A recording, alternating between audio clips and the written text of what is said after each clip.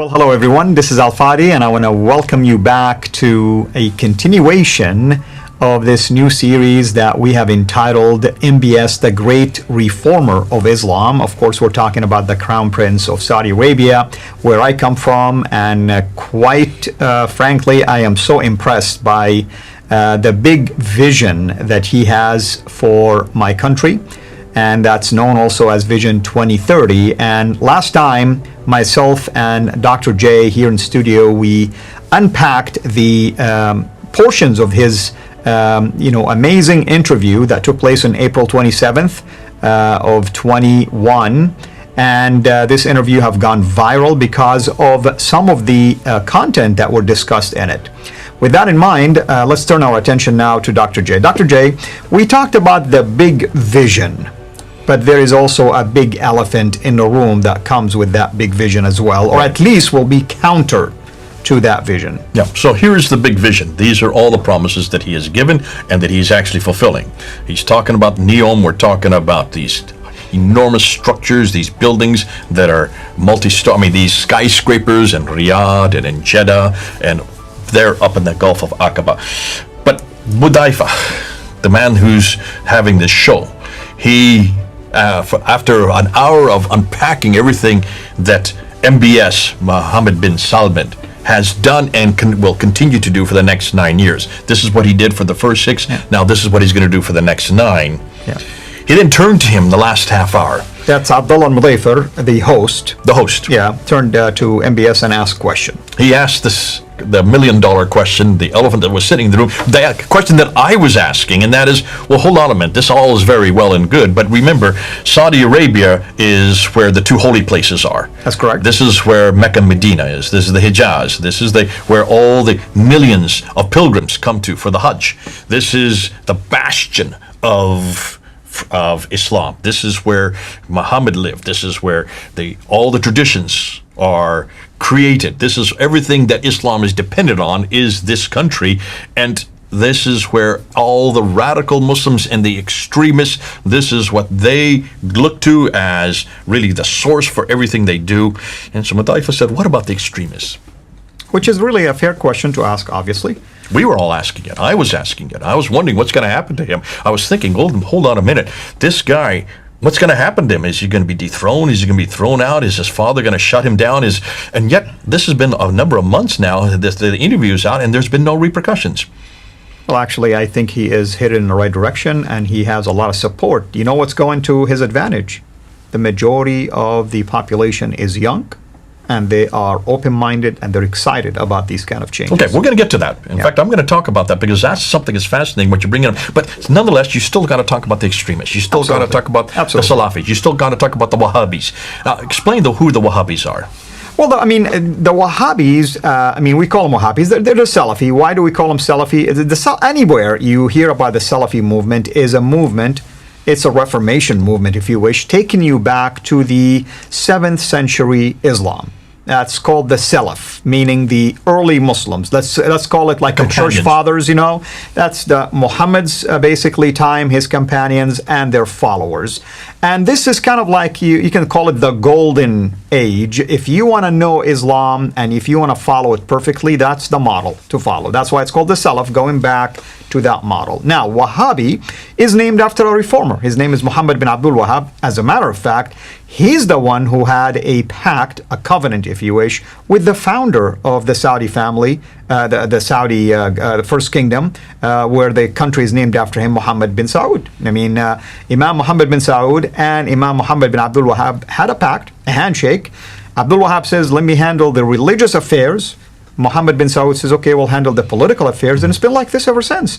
Now, ever since, we're talking about 1700. That's so right. This is 400 years. This is not just recently. This is not just in our lifetime. We're talking about 400 years ago this pact was created, and this is a pact of bringing the mosque and state together, is it not? That's right, exactly. So the family of Muhammad bin Abdul Wahhab, known as al-Sheikh, the family of al-Sheikh, meaning the clerk, are the ones, till this day, who head the religious police.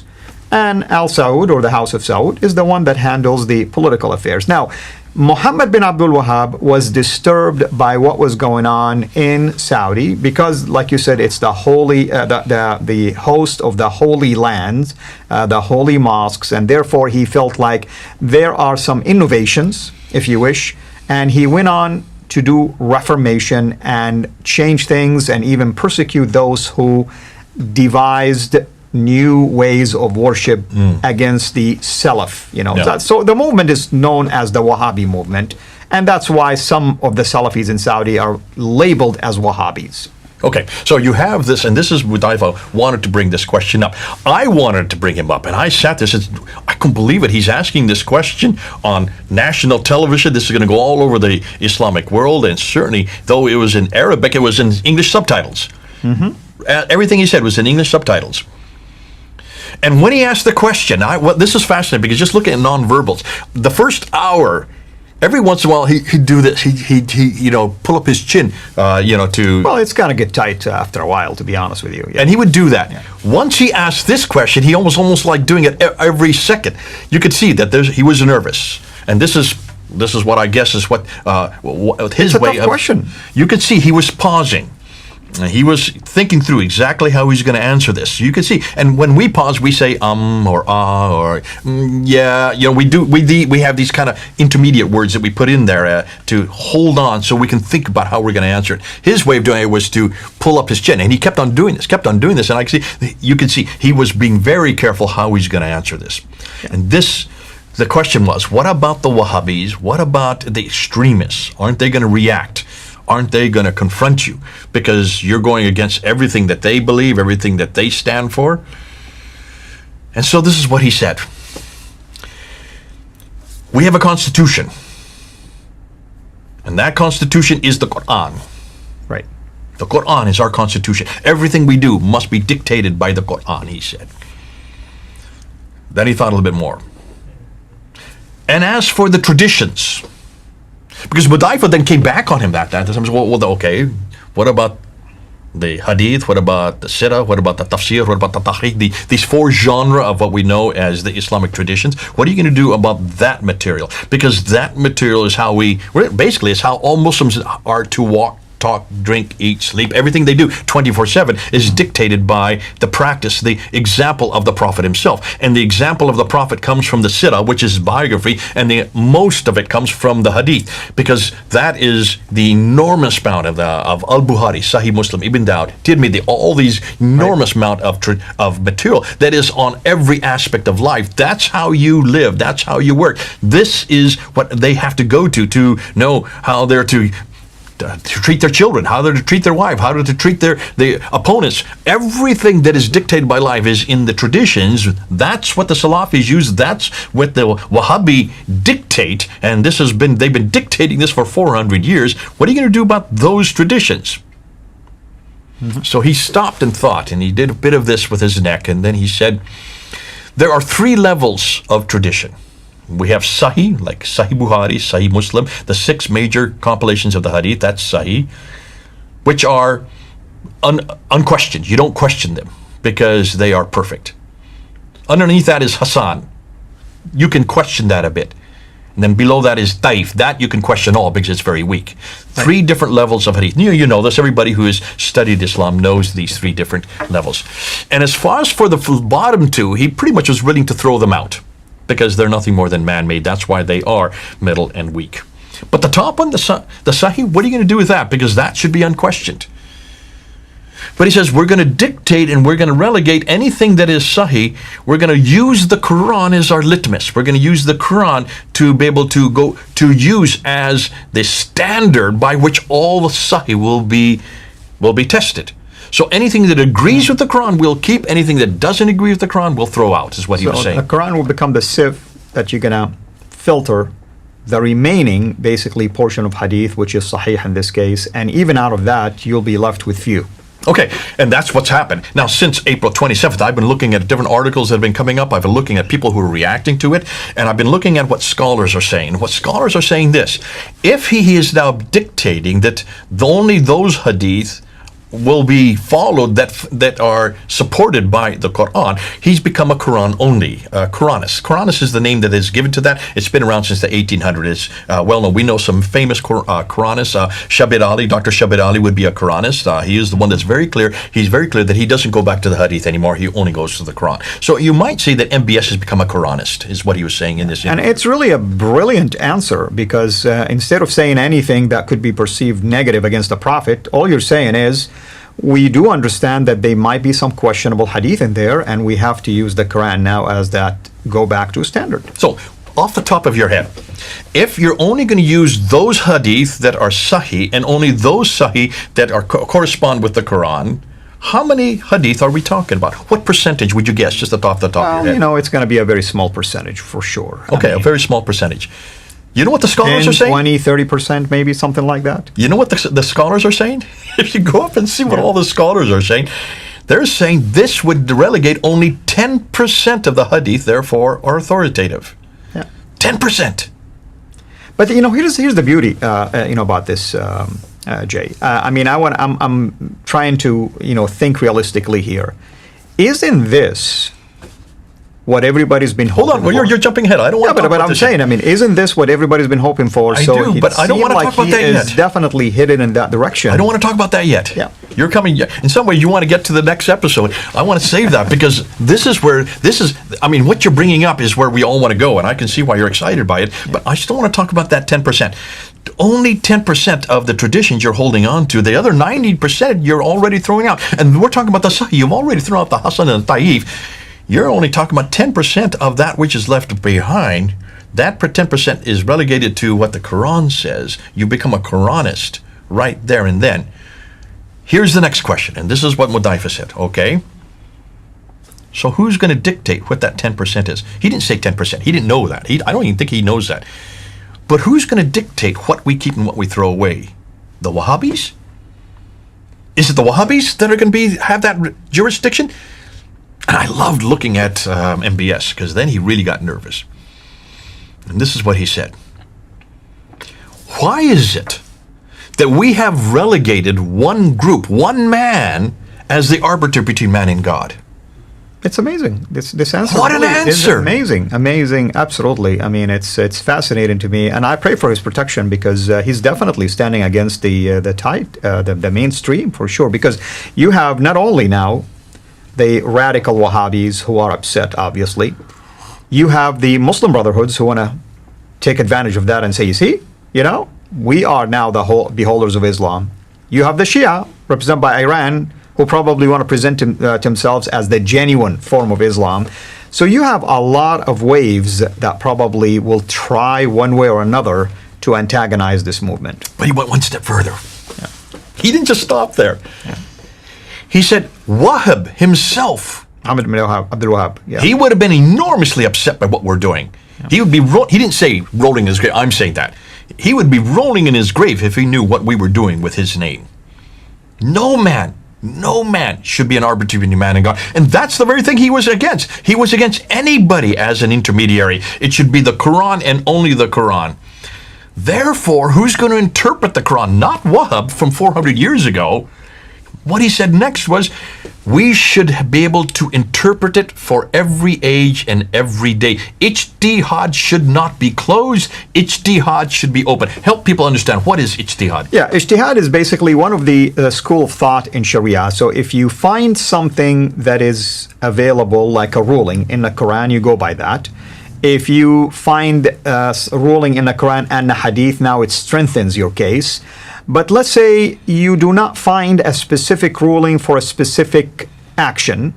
That's where the role of ijtihad can, become handy. Meaning, you as an individual, or maybe it's a school, you can say, well, okay, so we want to come up with a ruling in accordance to these other rulings. This resembles this action, or this may appear to be like that action. Example, drug dealing. Well, there isn't a specific ruling for drug dealing, but some will take it as extreme as, well, it's almost like highway robbery.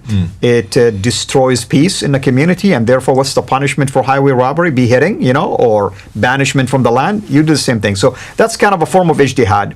You kind of like come up with your own ruling, or maybe a group of clerks will decide this is the best way to handle this particular one. But it will vary from age to age, no doubt about that. So this is called interpretation of Scripture. Exactly. Basically, we're going to take the ruling, we're going to look at Scripture, we're going to look at the Quran, and we're going to look at the Sahih that correspond with it, and then we're going to decide how you interpret that.